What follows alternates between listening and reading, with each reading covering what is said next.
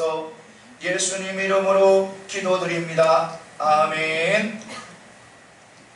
이 시간에 함께 하신 여러분들에게 하나님의 놀라운 은혜와 축복이 함께 하시기를 소망합니다. 이 시간 주님만 바라보는 귀한 축복의 시간이 되시기를 소망합니다. 인도의 어느 지방에 4명의 상인이 있었습니다. 이 4명의 상인은 돈을 똑같이 내어서 목화를 샀습니다. 그래서 목화를 사서 한 창고에 두었습니다. 그런데 그 창고는 쥐들이 너무 많은 거예요. 엄청난 쥐들이 있어서 그 쥐들이 목화를 상하게 하는 것이었어요. 그래서 그 4명이 생각 끝에 돈을 똑같이 내어서 또다시 고양이로 사기로 했습니다. 그래서 고양이를 샀습니다. 그래서 고양이를 사서 각자 4명이니까 다리도 고양이 다리도 4개니까 이렇게 각자 한 다리씩 자기들이 책임을 졌습니다. 그래서 이 고양이가 그 창고 안에서 쥐들을 이렇게 쫓아내는 역할을 했습니다. 그런데 하루는 이 고양이가 한쪽 다리를 다쳐버렸습니다. 그래서 한쪽 다리를 다친 이 다리의 주인이 그 고양이 다친 다리에다가 기름이 묻혀져 있는 붕대를 감아준 거예요. 그래서 그 고양이가 난로 옆에서 놀다가 그 기름 묻은 그 붕대에 불이 붙어버렸습니다. 그래서 그 고양이는 이렇게 뛰어다니고 막 저쪽을 뛰어 이쪽을 다니고 막 뛰어다닙니다. 결국 어디에 들어가냐면 목화 더미로 들어가 버리는 거예요. 그래서 목화가 불이 붙어서 목화가 다 타버렸어요. 그래서 이 4사람이 너무너무 속이 상했습니다. 4사람 다 모두 속이 상했는데 이 가만히 생각해 보니까 3사람이 가만히 어떤 사람 다리를 다치지 않는 그 주인들 3사람이 가만히 생각해 보니까 원인은 바로 기름 묻혀진 그 붕대였습니다. 그러니까 다리 다친 사람, 다리 다친 주인, 그러니까 고양이 다리 다친 고양이 주인, 그 주인이 책임을 져야 된다는 것입니다. 그래서 3사람이 모두 이 한 사람에게 책임을 지라는 거예요. 다 물어내라는 거예요. 그래서 결국은 어디에 가게 되냐면 법정에 가게 됩니다. 법정에 가서 법에서 판사님이 판결을 합니다. 판사님이 판결을 하는데 물론 이 기름 묻은 붕대가 조금 그 역할을 했지만 큰 역할은 이것이 아니다는 겁니다. 기름 묻은 붕대로 감았는데 거기에 불이 붙었는데 불이 붙은 그것에도 이 3발, 건강한 3발이 그 자리에 가만히 있었으면 목화에 불이 붙지 않았다는 겁니다. 이 건강한 3발이 막 뛰어다니니까 이 불 끌고 다친 발을 들고 건강한 3발이 막 뛰어다니다가 목화 쪽으로 들어가 버렸기 때문에 불이 났다는 거예요. 원인은 건강한 3다리라는 거예요. 그래서 건강한 3다리의 주인이 3명이 다 같이 물어내라는 거예요. 그렇게 판결을 내요. 사랑하는 성도 여러분, 이것은 무슨 말이냐 하면 어느 누구도 상대방의 환경과 입장이 되어보지 않고는 상대방을 판단해서는 안 된다는 겁니다. 우리 사랑하는 성도, 우리는 믿음의 백성이에요. 우리 하나님은, 우리 예수님은 그것을 뛰어넘어서 원수를 사랑하라는 거예요. 그리고 우리 주님께서는 나를 핍박하는 자를 위해서 축복의 기도를 하라는 거예요. 우리 주님께서 우리에게 명령하시는 거예요. 원수를 사랑하라. 너를 핍박하는 자를 위해서 축복 기도하라. 그래서 사실 여러분 가만히 생각해 보시기 바랍니다. 우리가 원수를 사랑하는 것, 나를 핍박하는 자를 축복 기도하는 것, 우리 인간의 본성을 넘은 이 상황이에요. 그건 우리 인간의 본성으로는 원수를 사랑할 수 없어요. 인간의 본성으로서는 우리가 나를 욕하고 나를 핍박하는 자를 위해서 축복 기도할 수 없어요. 그런데 우리 주님께서는 분명히 말씀하고 있어요. 우리 본성을 넘어서 뭐하라? 원수를 사랑하라. 그리고 뭐하라? 나를 비방하는 사람들을 위해서, 나를 핍박하는 사람들을 위해서 축복 기도해 주라는 거예요. 이것은 무슨 말이냐 하면 바로 예수님 안에서는, 믿음 안에서는 가능하다는 겁니다. 우리 본성을 넘은 그런 상황이지만 성도들은, 그러니까 우리 믿음의 성도들은 가능하다는 겁니다. 예수님 안에서, 믿음 안에서 살아가는 사람들은 저 천국의 영원한 생명을 바라보고 살아가는 우리 믿음의 백성들은 가능하다는 겁니다. 원수를 사랑할 수 있다는 겁니다. 나를 핍박하는 자들을 위해서 축복 기도를 할 수 있다는 겁니다. 사랑하는 성도 여러분, 우리 모두 언제나 사랑으로 모든 것을 품어가는 저와 여러분들이 다 되시기를 소망합니다.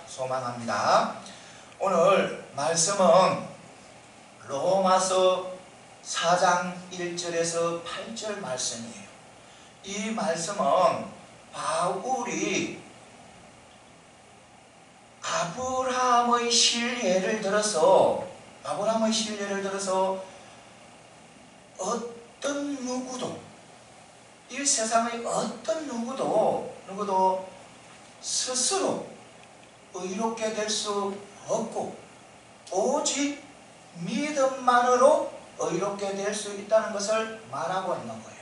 그러니까 아브라함은 스스로 의롭게 될 수 없는 자라는 겁니다. 오직 믿음으로 의롭게 됐다는 겁니다. 그런데 이 유대인들은 잘못 생각하고 있습니다. 이 아브라함을 그들은 굉장히 높였어요. 아브라함이 정말 모든 것에 완벽한 사람이라고 생각했어요.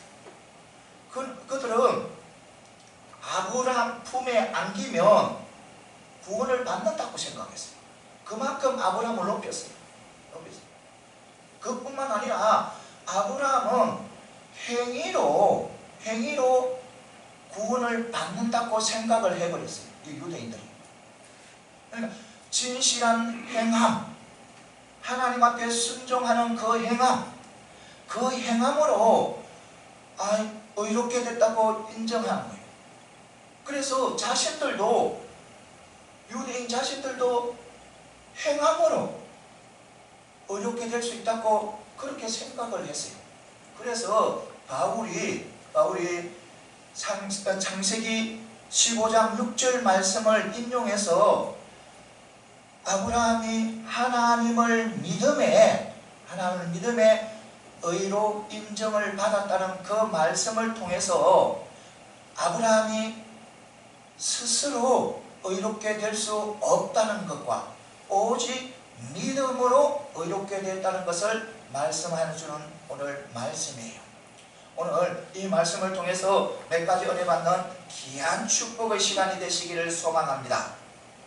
먼저 우리 인간이 가지고 있는 조건으로서는 하나님의 축복 무엇이든지 받을 수 없다는 겁니다. 인간의 조건으로서는. 그러니까 우리 인간의 조건으로서는 하나님의 무엇인가를 받는다는 생각은 착각이라는 겁니다. 오늘 1절에 보면 그런즉 육신으로 우리 조상된 아브라함이 무엇을 얻었다 하리요, 이렇게 말씀하고 있습니다. 이것은 무슨 말이냐 하면 아브라함이 어떤 조건으로 하나님 앞에 어떤 것도 받지 못했다는 겁니다. 그러니까 아브라함이 자기의 혈통이나 어떤 인품이나 자기의 행함이나 어떤 도덕성으로 하나님 앞에 어떤 것도 받은 적이 없다는 겁니다. 여러분, 아브라함요 혈통적으로는요 대단한 사람이에요. 그는요 셋, 에노스, 또 노아의 아들 셈의 10대손이, 그러니까 믿음의 계보예요. 이 아브라함이.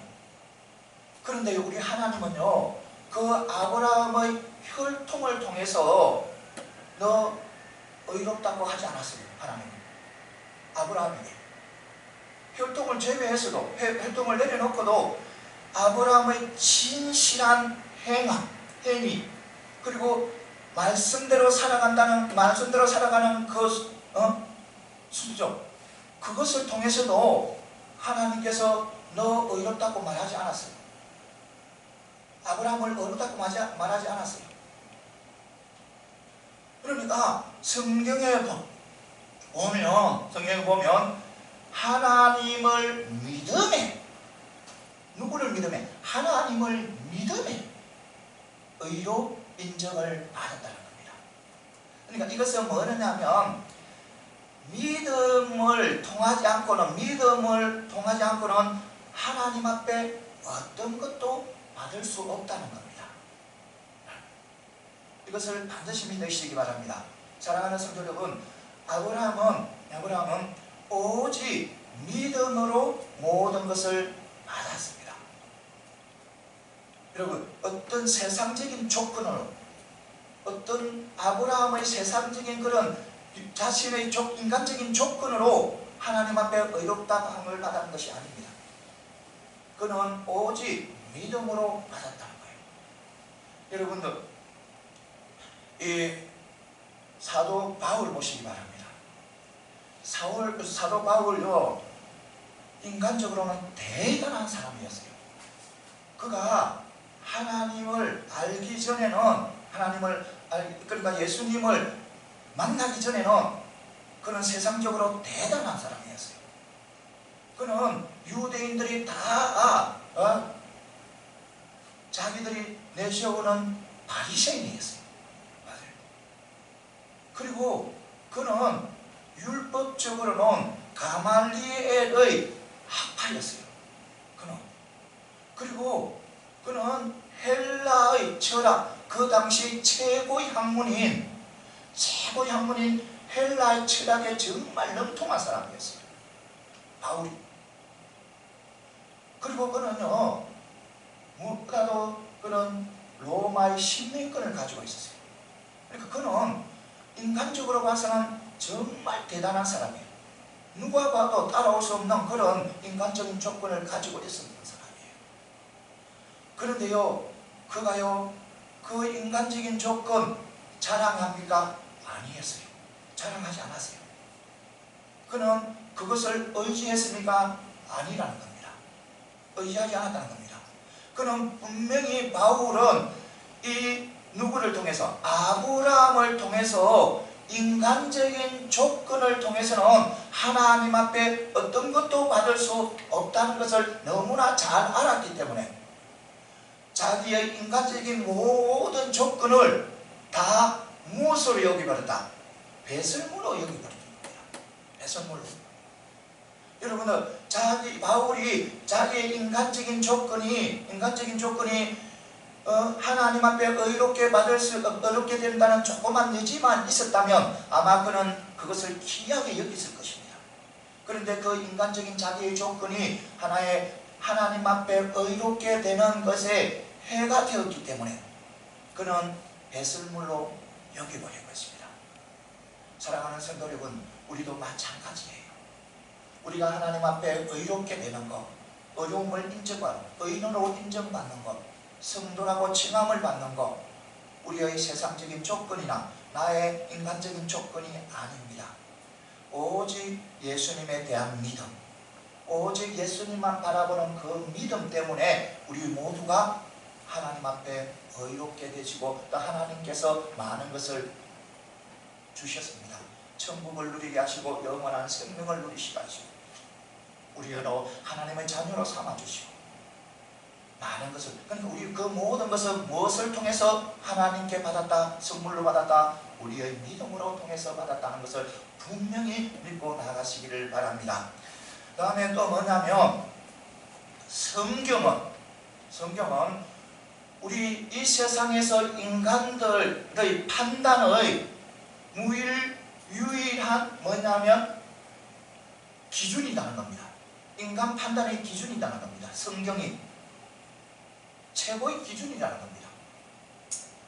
여러분 오늘 3절에 보면 성경이 무엇을 말하느냐 이렇게 이야기하고 있습니다. 그러니까 강한 반문을 제기하고 있습니다.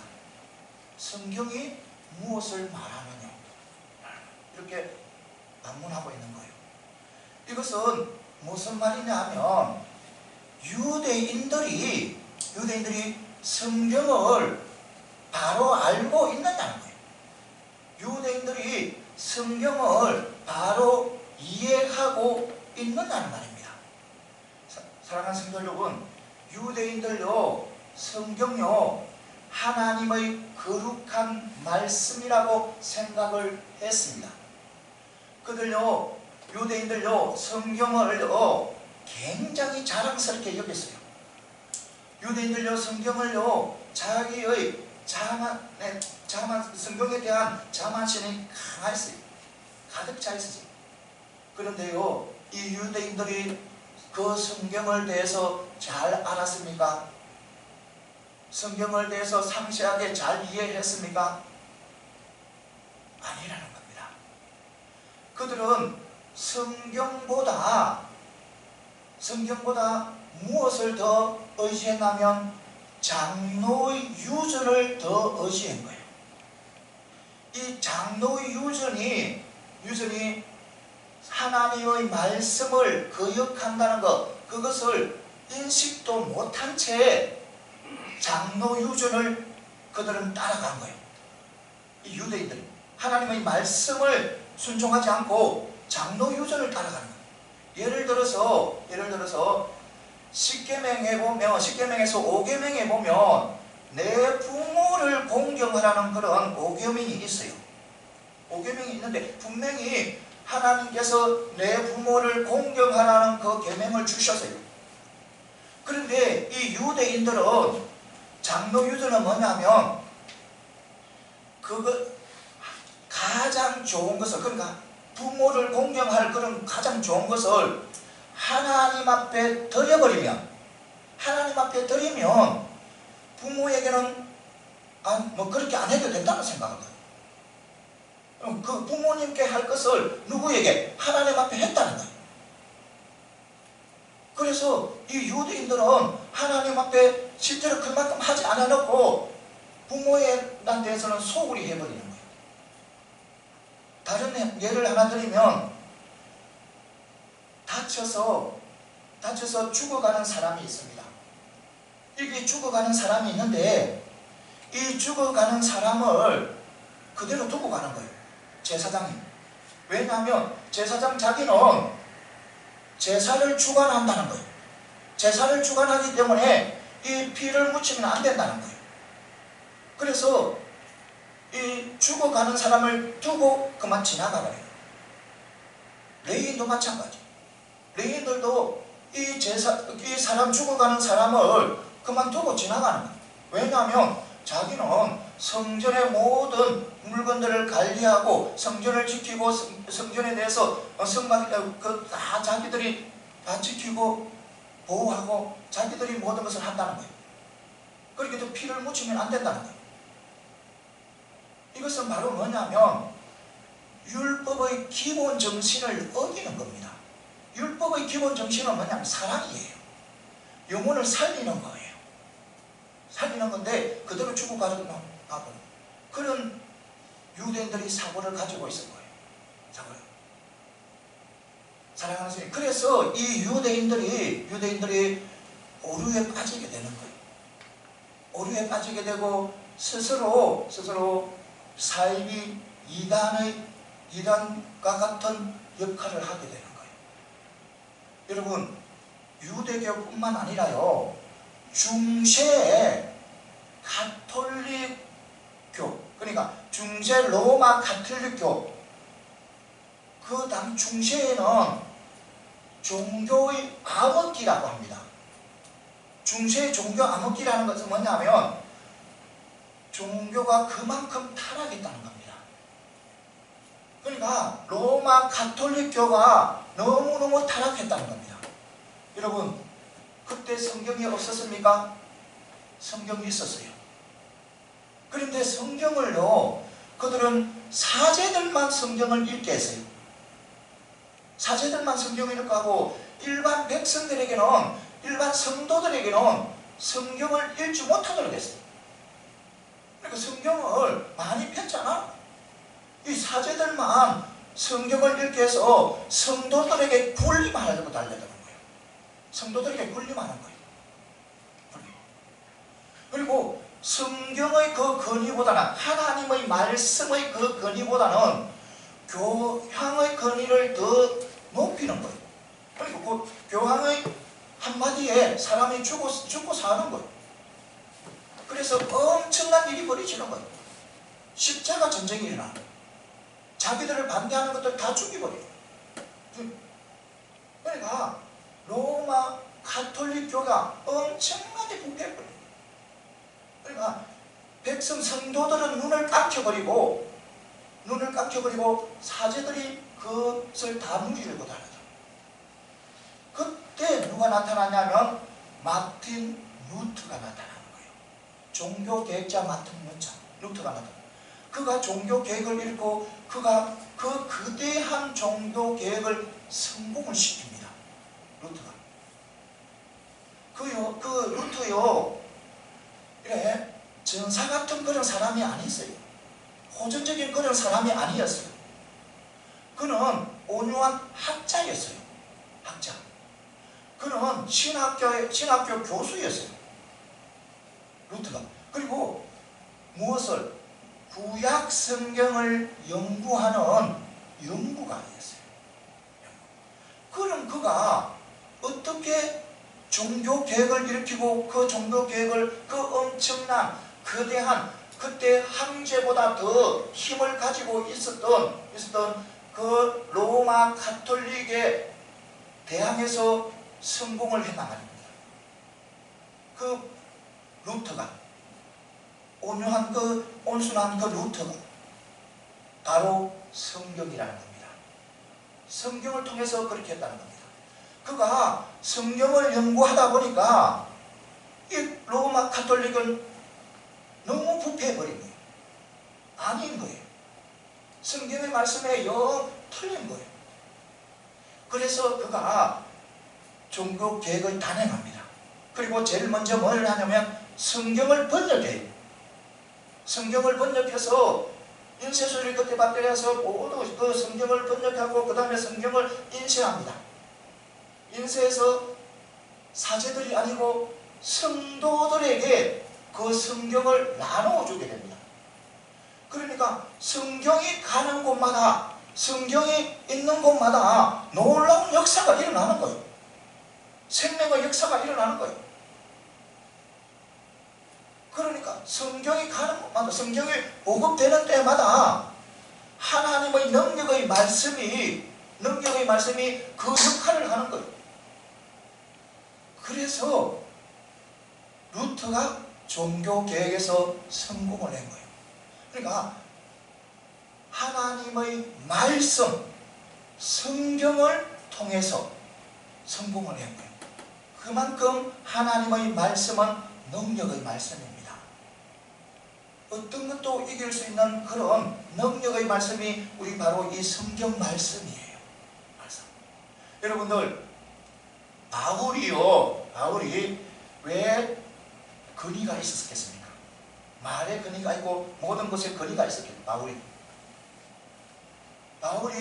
근위가 있은 것은 자기가 학문이 뛰어나서, 아니면 경험이 있어서, 아니면 경륜이 있어서 아니라는 겁니다. 바울이 근위가 있은 것은, 모든 사람들에게 근위가 있은 것은 성경이라는 겁니다. 바울은 성경에 대해 독했어요. 정말 많이 알았어요. 그래서 성경을 많이 썼어요. 그만큼 성경을 잘 알았어요. 잘 알았기 때문에 그는 오직 무엇으로 성경을 위주로 생각하고 성경을 또 위주로 말을 하고 성경 위주로 행한 거예요. 그러니까 바울은 근위가 있게 되는 거예요. 바울이 어떤 다른 능력으로 근위가 있은 거 아니에요. 그는 오직 말씀대로 말하고 말씀대로 행하니까 근위가 있고 능력이 있어지는 거예요. 사랑하는 성도 여러분, 우리도 마찬가지예요. 이 성경에는 많은 것들이 실려 있어요. 우리가 가장 축복의 길로 걸어갈 수 있는 그 길을 보여주는 것이 바로 성경이에요. 이 성경 안에 하나님이 들어있어요. 이 성경 안에 예수님이 있어요. 우리는 성경을 통해서 예수님을 바라봐야 돼요. 오직 무엇을 통해서? 성경을 통해서만인 예수님을 바라봐야 된다는 겁니다. 우리가 다른 어떤 것을 외적으로 가져와서 예수님을 바라보게 되면 이단에 빠지게 됩니다. 성경 안에 예수님만이 우리의 참 예수님이에요. 그래서 성경 밖에 나의 어떤 영감을 입었다 해가지고 나는 하나님 앞에 영광을 특별한 사람이라 가지고 하나님 앞에 영광을 입었어. 그래서 나는 특별한 사람이야. 나는 백만 타고 온 어린 양이야. 그렇기 때문에 이단에 빠지는 거예요. 이단이 되는 거예요. 오직 우리는 예수님을 어디 안에서 바라봐야 하냐면 성경 말씀 안에서 바라봐야 돼요. 성경 말씀 안에서 바라보지 않으면 이단에 빠질 수밖에 없는 거예요. 이것을 반드시 믿으시고 성경은 능력의 말씀이에요. 하나님의 말씀이에요. 모든 것이 그 안에 다 들어있어요. 여러분, 우리가 세상에서도 그래요. 세상에서도요, 진짜 우리가 하나님의 말씀대로 정말 하나님의 말씀대로 세상에서 살게 되면 세상 사람들이 우리 믿음의 백성들을 인정해요. 우리는 세상에서 하나님의 말씀대로 살지 않기 때문에 우리를 비방하고 우리를 인정하지 않아요. 우리가 정말로 하나님의 말씀대로 살게 되면 세상 사람들은 우리를 인정할 뿐만 아니라 하나님 앞에 영광을 돌려요.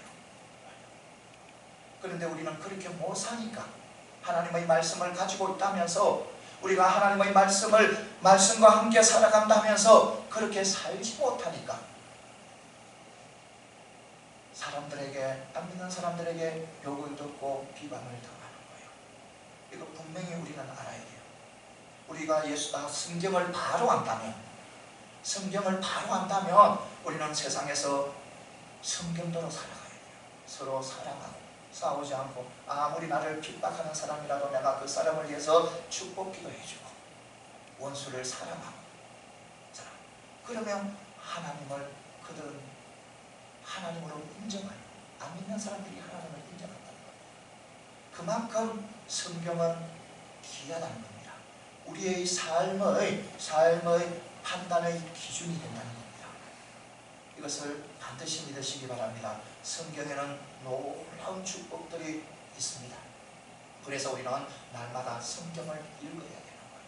성경 읽고 또 묵상하고 성경을 잘 모르게 되면 이단에 빠질 수밖에 없어요. 그것을 반드시 아시고 여러분들 하루에 조금이라도 한 절이라도 성경을 읽는 습관을 기르시기 바랍니다.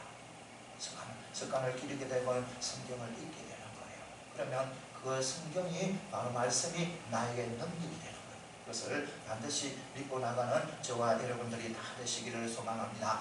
그 다음에는 또 뭐냐면 인간 스스로는 아무리 노력해도 의롭게 될 수 없다는 겁니다.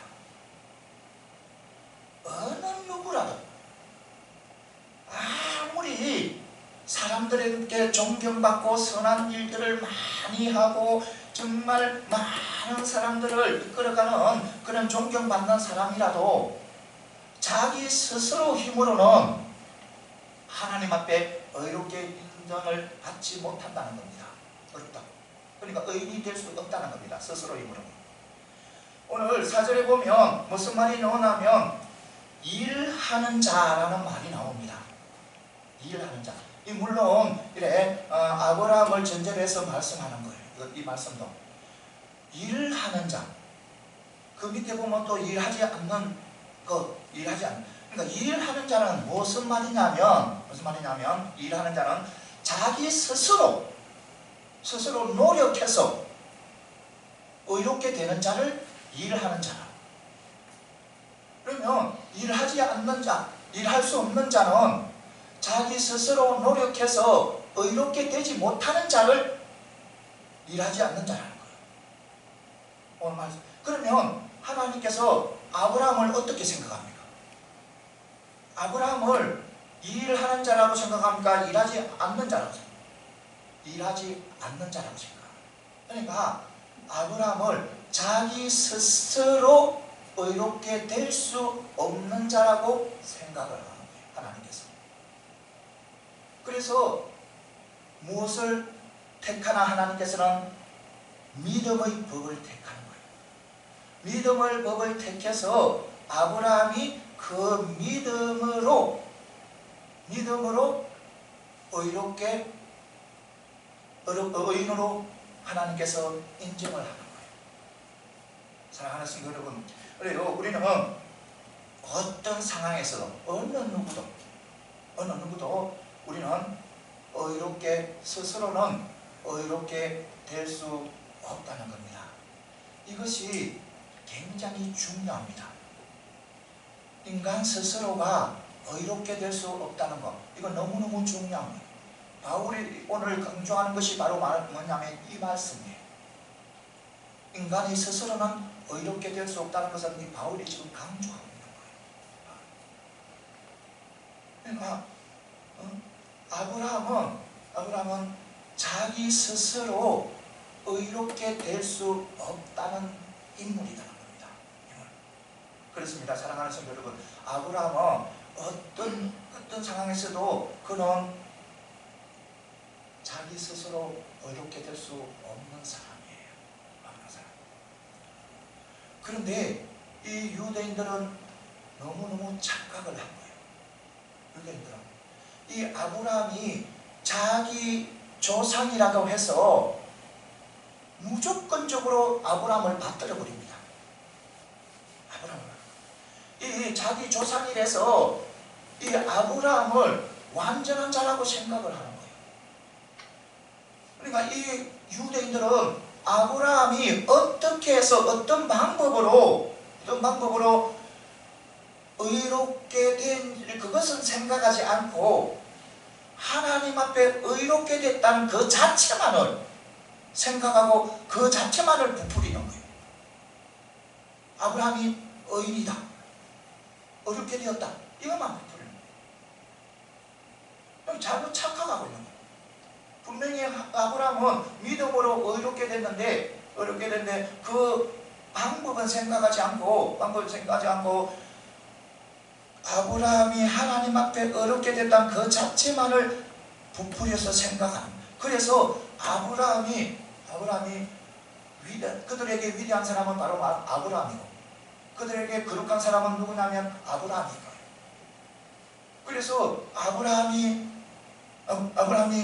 그들에게는 모든 것이었고요. 그러니까 그들에게 그러니까 조금 전에서 이야기했듯이 아브라함의 품에 안기는 것이 바로 구원을 얻는 거라고 생각했어요. 그리고 그들은 아브라함이 행위를 진실된 행위로 하나님의 말씀대로 잘 살았기 때문에 하나님의 말씀대로 잘 살고 하나님의 뜻대로 잘 행하고 그런 행함을 통해서 아브라함이 구원을 그러니까 의롭게 됐다고 생각을 해버린 거예요. 그래서 유대인들이 자기들도 행함으로 의롭게 될 수 있다고 믿어본 거예요. 그러니까 그래서 바울이 말씀하는 거예요. 창세기 15장 6절 말씀을 인용하고 그리고 창세기 전체를 생각해 볼 때는 바로 누가? 아브라함이 하나님을 믿음으로 의로 인정되어졌다. 이 말씀을 이야기하는. 그러니까 유대인들에게 지적을 하는 것. 사랑하는 성도 여러분, 우리 모두는 어느 누구도 내가 대통령이라도, 내가 어떤 재벌이라도 내 힘으로는 의롭게 될 수 없다는 것. 오직 나를 의롭게 여긴 것은 바로 믿음이라는 것. 믿음. 이것을 반드시 믿으시기 바랍니다. 내 스스로 어느 누구도, 이 세상에 어느 누구도 의롭게 될 수 없다. 그러니까 이단들이 자기들은 나는 의로운 사람이다, 나는 나를 통해서만 하나님께 갈 수 있다, 그렇게 막 하는 사람들 다 이단들이에요. 이것을 반드시 오직 우리 내 자신의 믿음으로 하나님 앞에 의롭게 된다는 것. 누구의 믿음이나 누구를 통해서가 아니고, 이것을 반드시 믿고 나가는 저와 여러분들이 다 되시기를 소망합니다. 그 다음에는 마지막으로 뭐냐면 이신덕이의 논리 속에서만이 하나님의 참된 행복을 누릴 수 있다는 겁니다. 그러니까 믿음 안에서만이 하나님께서 주신 참된 복을 누릴 수 있다는 거예요. 오늘 이래 보면 이 사도 바울이 이신덕이의 논리를 인간의 행복의 문제에 연결을 시킵니다. 그러니까 이신덕이의 논리 속에서 자기는 참된 행복을 찾았다는 겁니다. 바울이. 이것은 바로 자기가 경험한 거예요. 실제로 경험한 거예요. 실제로. 여러분, 조금 전에도 이야기했듯이 바울의 인간적인 조건은 대단했잖아요. 너무너무 대단했잖아요. 그는 혈통으로는 히브리인 중에 히브리인이고 바리새인 중에 바리새인이 있어요. 그는 철학적으로 굉장히 뛰어난 사람, 로마 시민권도 가지고 있었어요. 어느 누구에게도 부럽지 않는 그런 외적인 그런 조건을 가지고 있은 거예요. 그런데 그 조건을 가지고 있었지만 그것을 통해서 그는 참된 행복을 누리지 못했다는 겁니다. 여러분, 그는 그러니까 율법 아래서는 이 바울이 참된 행복을 누리지 못했다는 거예요. 왜냐하면 죄 때문에 그는 참된 행복을 누리지 못한 거예요. 그래서 그는 고백하잖아요. 오라, 나는 공고한 사람이야. 이 사망의 몸에서 누가 나를 구원해 주라. 이 고백에 그가 행복해서 정말 참된 행복을 누리는 그런 마음에서 고백이 나온 것 아니잖아요. 힘든 가운데서 그걸 나온 거예요. 그러니까 이 말은 무슨 말이냐면 바로 인간의 어떤 인간적인 부귀영화의 조건은 아무리 많은 좋은 조건을 가지고 있어도 죄의 문제를 해결하지 않고는 참된 하나님께서 주신 참된 행복을 누리지 못한다는 겁니다. 이것을 분명히 아시기 바랍니다. 그래서 오늘 또 바울이 누구를 신뢰를 드냐면 다윗을 신뢰를 드려요. 이 다윗 외적인 조건도 대단하잖아요. 왕이고 음악가고 시인이고 장군이고 그 앞에 모든 적들은 다 무릎을 꿇고 나라는 가면 갈수록 더욱더 확장되어 가고 그 왕권은 또 가면 갈수록 더욱더 견고해지고 이 다윗은 외적으로는 대단히 인간적으로는 대단한 그런 사람이었어요. 다윗 역시. 그런데 그 다윗 그 속에서 진정한 행복을 찾지 못한 거예요. 바울처럼 의롭게 되는 극에서 행복을 찾으러 간 거예요. 이것을 그가 깨우치게 된 것은 바울이 깨우치게 된 다윗이 그것을 깨우치게 된 것은 세상적으로서는 참된 행복을 못 찾고 하나님이 의롭게 해주는 그 의로움을 통해서 참된 행복을 찾는다는 다윗이 깨닫게 된다는 어떤 상황에서 깨닫게 됐냐면 바로 바세바의 사건. 그가 왕으로서 바세바 사건을 일으킵니다. 한 여인을 보고 한 여인을 데리고 와서 탐해버려요. 하나님 앞에 죄를 지어버려요. 그러니까 그 죄를 무마하려다 보니까, 숨기려다 보니까 더 큰 죄를 짓는 거예요. 사람을 죽이는 죄를 짓는 거예요. 그리고 곰곰이 죄에 대해서 자꾸 생각하다 보니까 자기가 가지고 있는 세상의 것은 자기에게 참된 행복을 주지 못한다는 걸 알게 돼요. 그러니까 하나님께서 의로 여겨주셔야 참된 행복을 누릴 수 있다는 것을 이 다윗이 알게 되는 거예요. 무엇을 통해서? 바세바의 사건을 통해서. 사랑하는 성도 여러분, 죄는요 어느 누구도요 하나님께서요 그만 넘어가지 않아요. 다윗이요 자기는 왕이 있잖아요. 그 바세바 사건을 저지를 때는 저는 그렇게 생각했을 거예요. 그 생각, 나는 내가 왕인데, 나는 이 백성들 다 내 백성인데 내 마음대로 해야 돼. 할 수 있잖아. 그렇게 생각을 했을 거예요. 다윗이. 그런데요 하나님께서는 그것을 너 왕이라고, 너 하나님 앞에 나에게 합한 자라고, 나의 합편자니까 나에게 오직 하나님의 말씀대로 살기를 위해서는 그런 백성이기 때문에 거제 넘어가, 이렇게 하지 않았잖아요. 하나님 알고 누구를 보내니까 나단 선지자를 보내잖아요. 나단 선지자를